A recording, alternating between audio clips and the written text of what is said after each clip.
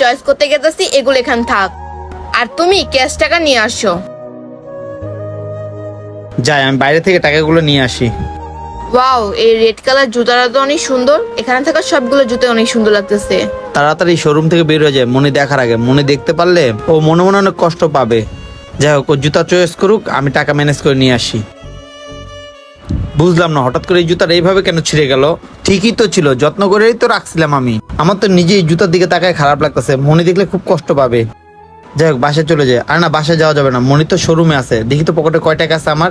আরে এই তো 100-150 টাকার মতো আছে। এক কাজ করি, মোবাইলে কিছু রিচার্জ করি আর একটা সুপার গুলো নিয়ে আসি।